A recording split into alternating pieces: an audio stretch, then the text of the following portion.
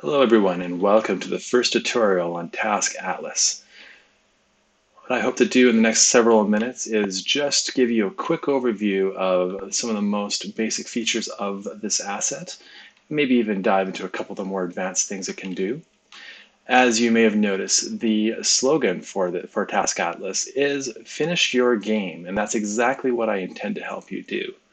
Now, when I'm doing level design, it's typically a months-long project. Every level is going to take a long time to fully flesh out. And once you get into the weeds on one area or another, you start to lose focus. You start to forget about your grand vision of your entire level. And you kind of wonder, well, what was I going to do in the woods over here or down the street over here? And wouldn't it be nice if you could just sort of keep track of that kind of stuff as you go along? Or even, map it all out ahead of time and then get to each part when you can. So that's kind of the idea. Now, a lot of task management programs will, you can take pictures and so forth and, keep track of your progress with a task manager or whatnot. But being outside of Unity, you lose a bit of that real-time aspect of things. Your scene is fluid, it's always changing. So being native to Unity, you don't have to worry about outdated screenshots. You don't have to worry about copying, pasting into a web browser or some other program or whatnot. It's just there for you. So let me give you a quick rundown of what we can do here. So let's say we want to capture a few areas. What I recommend doing when you first install this, by the way, is go around your scene and plot down a bunch of landmarks. So I'm going to make a landmark here, this cool little statue. Don't worry about naming yet. We're just going to go around the scene and pick a few places that kind of look cool that we might want to have, significant improvements upon later on. So let's just go find some cool looking places here. I don't know, this street, maybe we'll have some sort of cutscene on it later on. Let's go around here. Oh, a cool little traffic circle. Let's do that. You'll notice on the side here, I'm just adding landmarks. It takes a screenshot of them. You can click on the image and it will automatically go to where it was before. So this does serve at the most basic level as a bookmarking tool, but of course it is so much more. You'll see in a second here after I add a couple more landmarks. So let's go around and around and around. This is a cool looking building here. Let's add this. Maybe this is some sort of mall. I don't know. Let's add one over here too. This is kind of a cool little parking lot area. New landmark. And one more in the city. Let's just do this area here. And let's go outside the city a little bit too. We're just going to collect a couple landmarks. We're going to, maybe something out here is going to, I don't know what it's going to be yet. Let's think about that later. Outside over here, oh, here's a cool tunnel system here. By the way, of course, I did not make this level. This is a free asset called Wind Ridge City. It's made by Nature Manufacturer. Fantastic developer. I highly recommend them and their work. Let's make one over here, and we'll just call it a day. So at the most basic level, that's all there is to it, right? You go around and just fill your scene up with landmarks. And what does that landmark do? Well, if you press this magic button here, boom, all of a sudden, you got yourself an atlas. You can right-click and pivot around. You can select things, right? And that's it. Now, of course, these names are pretty boring. They're actually the vector 3 coordinates in world space. So, of course, the first thing you're going to want to do is edit that. Before I do that, though, I just want to let you know one thing, too. So you'll notice at a certain level, you can also press these buttons to zoom in and out. Let's see everything all at once, okay? So yeah, let's get out of Atlas mode for now. And by the way, you notice I actually landed exactly where I started from. So if I go over here and enter Atlas mode, even though I automatically get selected on a certain landmark, by unselecting, I go back exactly where I started, okay? The only exception, by the way, is if you press the landmark button and just start going away from the point, then it just continues where you left off. Your previous location is not saved. So just keep that in mind. Atlas mode will automatically disable if you start moving around while you're in Atlas mode. Okay, so let's, this is the best way to start naming things. So go to the details, and inside the details area, you got details and tasks. We'll talk about that in a second, and also range. We'll talk about that in a second as well. But what I want to draw your attention to first is the carousel at the top here. And you'll notice all our screenshots are there, along with their generic names. So we're going to just edit these really fast. So, first thing we're going to do is go here, and we're going to name this cool statue, because it is a pretty cool statue, and just click over here. You notice that keeps the name automatically. Awesome. So what are we looking at here? We're going to just call this bus stop, because that's exactly what it is. And here is the Abbey Road crosswalk. It's not, but we're just going to pretend. And we've got a traffic circle here. We're not going to be too creative with the naming because we are just playing around here. I can't spell right now. Traffic circle, no problem. And then we go along to the side here, and this is a patio, let's call it. And of course, your game will have a lot more specific locales. I'm going to call this the mall. I don't know if it's actually meant to be a mall, but we're going to make it a mall. And this is the parking lot. Parking, oops, I cannot spell. Parking lot. And what is this over here? Oh, and this is, I don't know, Main Street, let's call it. It's not, but we're just going to call it that. And this we'll make this a golf course someday. Hey, how's that sound? It'd be kind of a cool golf course. And this will be the dark tunnel of doom, because, yeah, it doesn't go anywhere, so who knows where it really goes, right? It's pretty mysterious. And this will be, we'll call it the Meadows. Awesome. That's all there is to it. Now, if I go back to my atlas, it's named.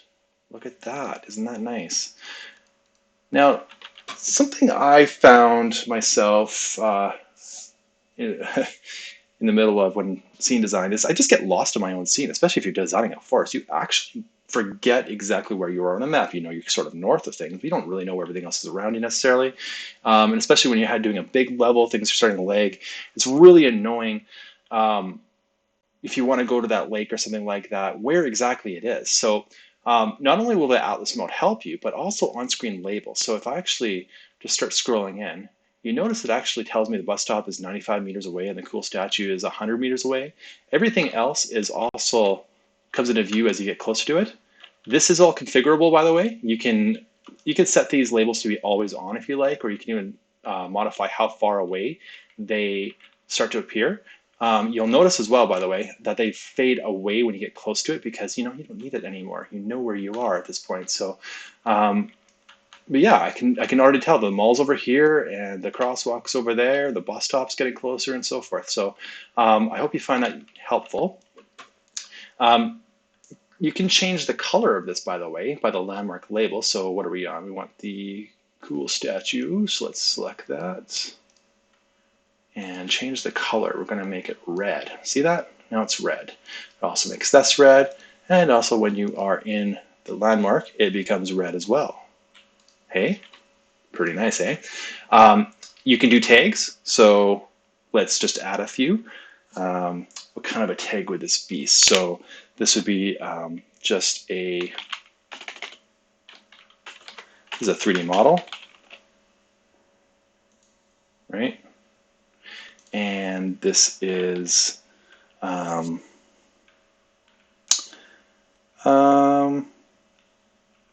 destructible. Maybe a rocket launcher will destroy it or something. I don't know. Okay. And you have to actually select after you make the tag. It's not automatically selected. When you go back to the landmark list, by the way, you'll see that the tags are listed on Cool Statue now and nowhere else. And you can also use a tag filter here now too. And those new tags you just added appear here. So if you just do 3D model, the only thing that's a 3D model will be the statue now. Or destructible, again, the statue, because that's the only one we selected. Hit show all to show everything again too. By the way, there's also has any tag, and this is just going to show anything with a tag. So if you're just bookmarking a bunch of stuff, and some of them are more serious and some of them are literally just bookmarks and you don't want to put tags on it, that's kind of what that's for. You can basically filter to all the ones that have tags that are kind of more important, and then you can turn that off by showing all. So yeah, you can see it. You can't edit the tag here. You have to go back into the details and the tag. By the way, it's got a full featured editor here. You can click on edit and you can change the name, hit save, and oops, and you're done. Cool. And you can also delete stuff. It's going to warn you, but yeah, we want to delete it. And make sure you exit delete mode and go back. And you'll notice it's all good. All right. Other than that, this is the fade with distance. So if you want to make, you can play with this. You have to actually, by the way, if you turn this off, it'll always be there no matter how far away you are. Okay. Turn it back on, everything appears, and you can change the fade distance. Play around with that. It's a min-max scroller, so you can have a lot of control over that. Task defaults, I'll cover that later, okay?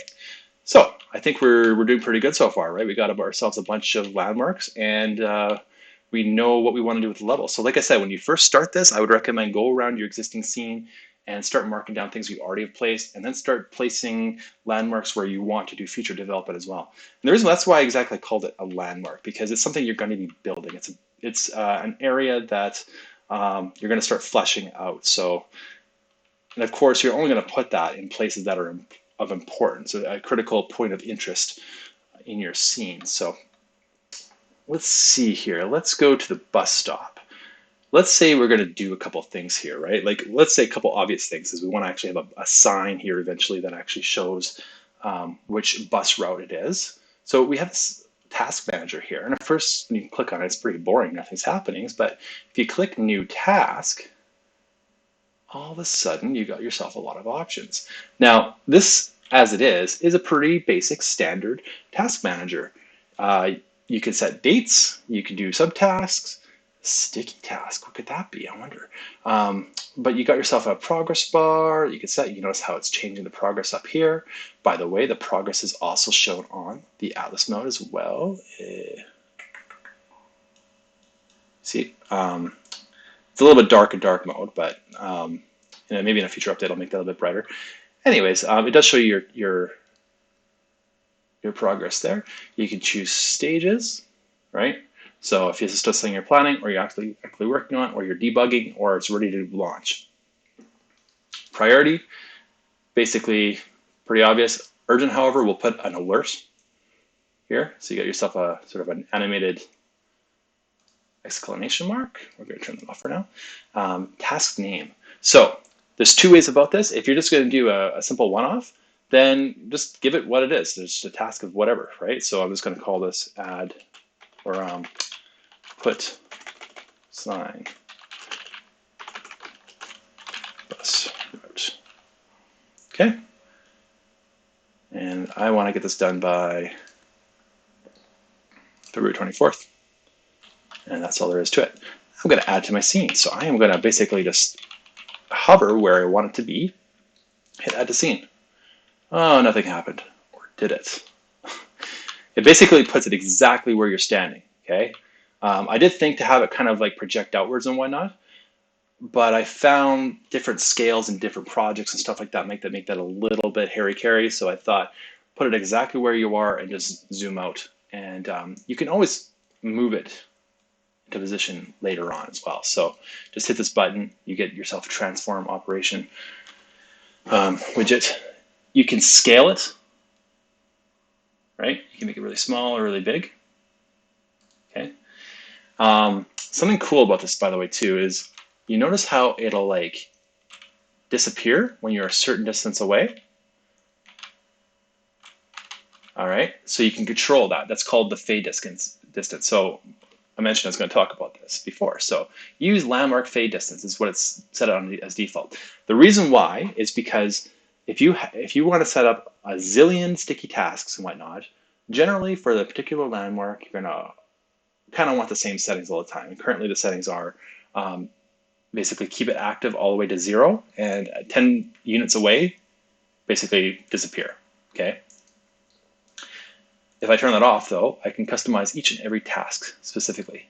And I even got a special option here. So let's say I'm going to put the signpost right here, but I don't want to see the task when I'm doing that. So I actually want it to disappear on me when I get to a certain level. So I'm going to make it disappear here, and I want it to be visible only up to, well, maybe a little bit further actually. I want to see it this far away. So I'm going to set it here. You can do it manually if you want, but these little things will just automatically measure the distance. So now it's gone, it's here, and as I get close enough, it's gone again, okay? And now I can start working on my actual, you know, beautifying of the scene. Okay, so I think that makes sense for the most part. I'm just going to turn that back off. This just initiates the move sticky mode. If I want to adjust it automatically, like again, just go to where it is and just do move sticky task to current view and go to sticky and scene. We'll bring you right there. Okay. Auto timer, this is pretty nifty. So if you enable this, not everyone really needs this, but I think for a lot of us time management people, we kind of like to know where we're spending our time, right?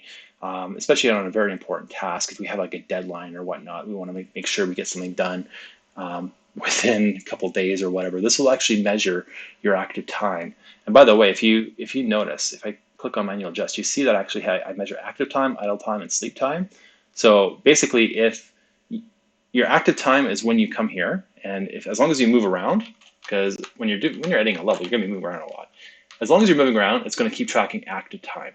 If you stay in one spot, like you suddenly, I don't know, alt tab and start playing around on YouTube for a while or whatever, after 15 minutes, it becomes idle time. So it'll start tracking this, and this is more of an FYI if anything else. And after an hour of being idle, let's say you just left your computer on overnight or something like that, you forgot to close out Unity, it becomes sleep time. So it'll start tracking that time. Again, these are kind of like useless for the most part, but it kind of lets you know, like if you're, you know, distracted a little bit or whatnot. The most important one, of course, is active time. And you can manually adjust it by increments of 30 minutes, or you can check that out. You can, you know, set that to 45 minutes if you want, and so forth. There's something called a time ball, though, which I think is, I probably spent way too much time designing this. I just thought it was super cool. I got kind of carried away. Let's turn it on, and I'll show you what it looks like. So right now, my tracking distance is 1 meter, so I'm already out of the range. Let's make that bigger. What's this? So this is literally, as long as you're within this time ball, it'll be tracking for this task. If you go outside this ball, it doesn't care anymore. It's not tracking this task anymore because you're not working on it. So you can make this really big. The scale here, by the way, you notice it's going to go only up to 10. What if you want to, if you have a very big area, you can make this as big as you want. So now I'm going to make it 100, and it's going to be huge. Okay, like it's going to be pretty much the whole city. See that? The color of the time ball is also basically the color of the task. You see that you can change the task color here. Let's make it magenta, just because I love the word magenta. All right. And you'll know you're in it. If it's a solid color, then you're outside of it. If it's not a solid color, then you're inside of it, right?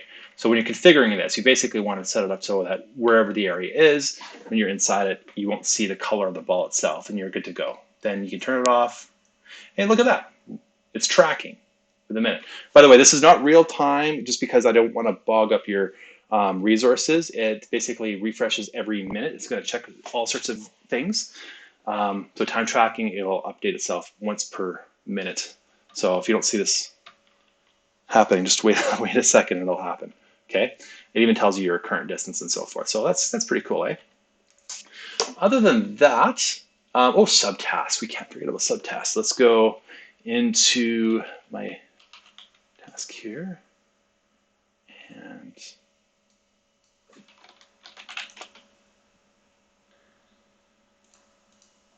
by the way, I made a mistake here. So you have to press enter when you are finished with this. I'll probably update that in a future version. But you notice how I typed in the sign and I actually stayed as new task. That's actually a glitch. I'm going to actually have an update for that. And just for the sake of time, I'm going to leave it in this tutorial. This is real. This is raw. We're just doing this together. We're having some fun, right? So I'm not going to worry about it too much. But in the version you eventually get, that'll probably already be fixed. But for the time being, just press enter when you're done, and it'll make sure it saves. So we're going to, what do I say? Bus route sign, enter. Okay, there it is. Looks good. Next thing we're going to do is add some subtasks. Okay. Now, there's nothing too complicated we can do with the bus route sign, I guess, but maybe there's a few things. There's always a bunch of stuff. Everything's more complicated than you ever expect. So first of all, it automatically enables auto progress. And so what that means is when you actually click on these buttons, oops. Yeah, there we go. When you click on these buttons, it will automatically update the progress. Okay, so now you don't have to worry about the progress bar up top here. If this is enabled, you are now working on subtasks, not anything else. Okay, so you want to make sure you get through the list. If you don't, like I said, if it's a very basic task you're doing, don't worry about it. Just leave the subtasks out. So what do we got to do for a sign? We got to model it in Blender or some super expensive software instead if you prefer. We need to import and place, double check scale, and we need to let's say this game that we're making is going to have some sort of like UI interface which shows the bus route map, you know, add to bus route map. Okay, cool. Now, if you notice, this button is here. So it's got model in Blender, import and place, double check scale, add bus route map. Cool. You can actually complete or uncomplete it right inside of the sticky task itself. And you'll notice a couple other things on the sticky task is this stage we're currently in, the priority, and you'll notice it makes the exclamation mark if it's urgent as well, which is pretty awesome.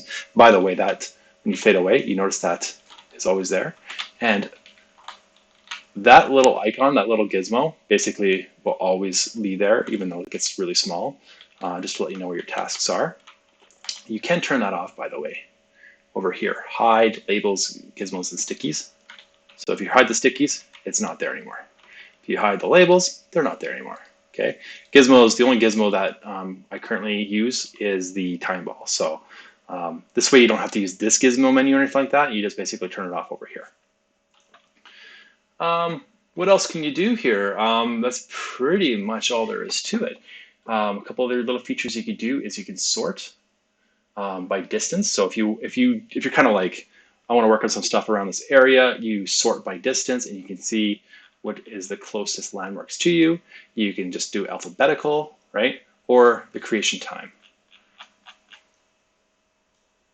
And it shows it's sort of newest to oldest. I'm actually going to add some extra sort features as well, so you can actually click on it twice and it'll actually reverse the sort order. Same with alphabetical and distance. Currently it is set the way it is, but in version 1.02 perhaps, I'll actually add that in.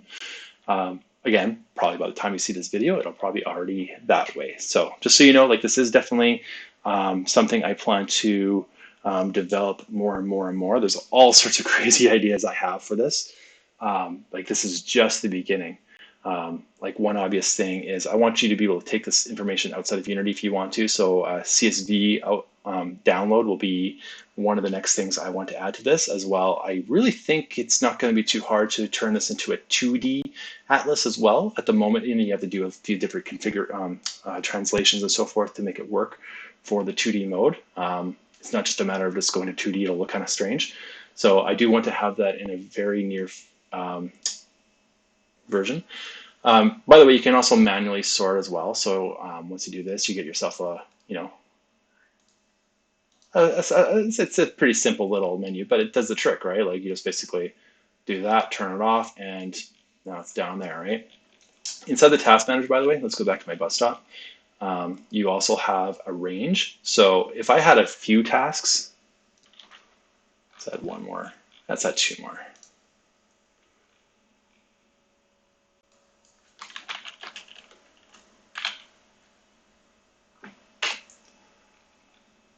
Okay, add bus and bus stamp would be. Just like this one. All right, so arrange. There we go. This is actually a pretty powerful little menu. So of course I can sort it. And by the way, I don't have an auto sort in my task list here at the moment. I might add that in the future, but right now you have to manually sort them. Not the biggest deal, like it's not that hard to do. You can trash it here, and you can also move it. So if you got yourself a task that's kind of redundant, you're gonna be doing the same thing across different areas. This is kind of silly, but let's say we're gonna add a bus also to the patio area. I'll select that. It does it for all of them, by the way. It doesn't really matter because you're going to be doing this one at a time. I just go copy. Now at my patio over here, it's there. An exact copy. It'll also duplicate the sticky task as well. So make sure you reset exactly where that sticky task should be. Otherwise, you're going to have two layered on top of each other at the bus stop over here. So just keep that in mind. Let's go back here, arrange. What if instead of moving it, you want to actually, instead of copying it, you want to actually move it. So if I want to move this to the cool statue, it's gone, but it's over here, right? And I want to move that back to the bus stop. It's back at the bus stop. And if there's actually a little trick here, if you want to duplicate within the same task, then just copy. So basically to select itself as the landmark and copy. Okay, simple as that. Just so you know, there's a few safeguards as well. So if for some reason you want to delete the bus stop, you hit delete, but it's not going to let you. You must remove or move all tasks in the landmark bus stop before you can remove it. Okay, so that's exactly what I just showed you. You have to actually go to arrange and delete all these or move them away. The reason why is that I don't want you accidentally deleting a task that you were working hard on, and you're just going through your landmarks. I don't need that, I don't need that. You don't even realize that there's a bunch of things inside of it. So it's important you basically think this through. And if you want to delete it, it's as simple as that now, just hit delete. Or make sure you move them elsewhere before you delete it. And as long as this is empty, it'll let you delete it.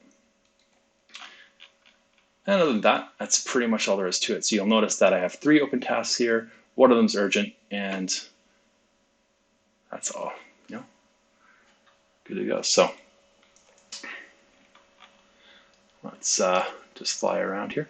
Oh, I should forget, there's one last thing I should show you before we call this a tutorial. So if we go back to the bus stop here, if I click on the landmark itself, boom, we got more information. So a couple things to look at here. So this is a bit of a menu that shows you, of course, again, what your open tasks are and so forth, your progress so far, the actual stickies in the scene, and also some virtual tasks as well. You got this button, I'll click it after, but this will actually go to the location. And this one I'll actually quickly zoom to the task inside the landmark editor. In fact, even if you close this is how to do that. You close that, boom, pops up right where you should be. Okay, so that's pretty convenient. This scales nicely as well, by the way. So if you were to put this on a second monitor or whatnot, you can get yourself a much bigger screenshot. And yeah, if you press this button, you're going to go out to the task. All right, so let's leave it there. I plan to do maybe more of these videos. I'm going to add more features and probably have a quick tutorial on each new feature that I add. Like I said, you can always reach out to me. This is Shrink Rate Entertainment. The idea is to shrink the time development require to make your game a success. So I have a couple other assets as well, Scene Pilot and Perfect F. The idea is I want to make the editor a better place to work in. I got all sorts of ways of saving you time, like Scene Pilot will help you jump around your scene really quickly, and Perfect F will help you get to the objects you need to get to quickly. And of course, Task Atlas is going to, just completely transform your scene into an atlas, just full of options. And frankly, it's a lot of fun. You're going to really enjoy this. So give it a try. Reach out to me if you have any ideas. Of course, if you spot any bugs, I am going to squash them immediately. I'm very active on this project. So don't hesitate. Check me out on Discord. Email me directly. All that information should be on the asset page. So thank you very much for your time. And I look forward to you trying this out and letting me know what you think. Thanks a lot.